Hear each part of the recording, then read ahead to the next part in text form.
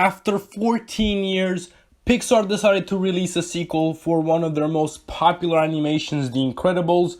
That was back in 2018, but this Friday, we get a special treat from Disney Plus, who just added the second installment of the story to their libraries. By the by, I'm the movie guy, and this is my review for Incredibles 2. Our favorite superhero family is back, but this time their situation is worse. It is illegal for them to use their superpowers for good. One day, one baddie named Underminer made his move for another bank. The Incredibles were on the case. However, despite their best efforts, the Underminer got away and a lot of property was damaged, which meant that Johnny Law were upset with the Incredibles. Now they have to turn their backs on being superheroes and be normal people. Or not.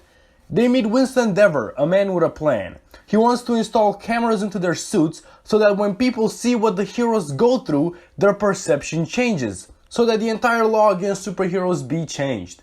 Winston chooses Elastigirl as a poster girl for his project, so while Elastigirl is out doing her superhero duties, Mr. Incredible has to stay at home and take care of the kids. That's not the way you're supposed to do it, Dad. They want us to do it this way. I don't know that way. Why would they change math? Math is math. Okay, Math Dad. is math. The movie follows up on an interesting premise. Mr. Incredible, so used to being the man of the house, the strong one, the head of the superheroes, he's in the middle of the poster of the movie, is sidetracked for Elastigirl, his wife. He is jealous that he was not picked, and he feels a bit of resentment for not being picked. He has to be both parents now. And Elastigirl, she wanted to stop being a superhero, but now she feels the rush and is hooked up on it. The animation is breathtaking. The characters have their own style, but the movement animation are some of the best, and they work so well with the dialogue. The voice acting behind every character works perfect with what shape the mouth has, and that just mesmerized me. The action scenes are also very imaginative and diverse. Using Elastigirl's superpower can make for some very interesting spots, especially with her bike, which can also be very elastic and fit into very small gaps and spaces. The melee is not the best, but it's not supposed to be, because the parkour before it is just that good. The characters are as lovable as they were in the first movie. I've already talked about Mr. Incredible and Elastigirl. Now I'm just going to round out the family. Violet is the oldest of the children. She has a force field for power. She is a teen who has a crush on a boy that doesn't work out because of her superpowers. Dash is a kid whose special power is that he runs very fast. He is a little bit out of control, but not like the toddler Jack, who is just starting to show his powers, and boy, they are a handful since he has about 10 different powers. I'm going to throw down the spoiler alert sign here. Skip forward a bit if you don't want to know anything about the antagonist.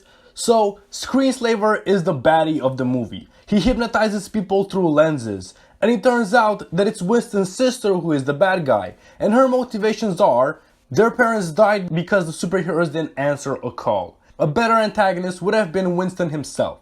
So, Winston really wants superheroes to be allowed to be free. He chooses Elastigirl and becomes Screenslaver himself, only to let Elastigirl beat Screenslaver so that everyone's perceptions of superheroes change. It was predictable, but in my opinion, it would have been the better antagonist. Alas, it was not to be. It's that time. I'm going to drop some knowledge. This is the longest running computer animated feature film to date, beating another Pixar movie in Cars. Incredibles 2 runs at almost 2 hours.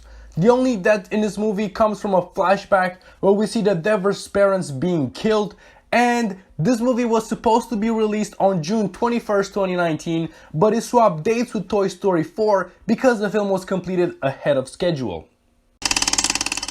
Most of the actors reprised their roles in this movie except for Dash's actor, as his voice deepened, so they swapped him for Huck Milner, who did his job well. Everybody was very much on point: Samuel Jackson, Craig T. Nelson, Holly Hunter, and Sarah Vowell. As I've said, I was really impressed with the action scenes in this movie, so I'm going to pick the second action scene as my favorite. Elastigirl chases after a train that is going to go off rails, and the chase to get to it is superb, especially when he has to detach her bike into two small parts and she uses it to jump over things or get more speed. It was really good. The 2 hours flew by. I was very entertained, and I expected that because Pixar don't really make bad movies. The action scenes are terrific, so is the dialogue and the animations. For my alternative pick, I choose Megamind. The supervillain Megamind finally defeats the superhero, but after winning, he starts to lose the purpose of being a bad guy. So, my rating for Incredibles 2 is 4.5 stars.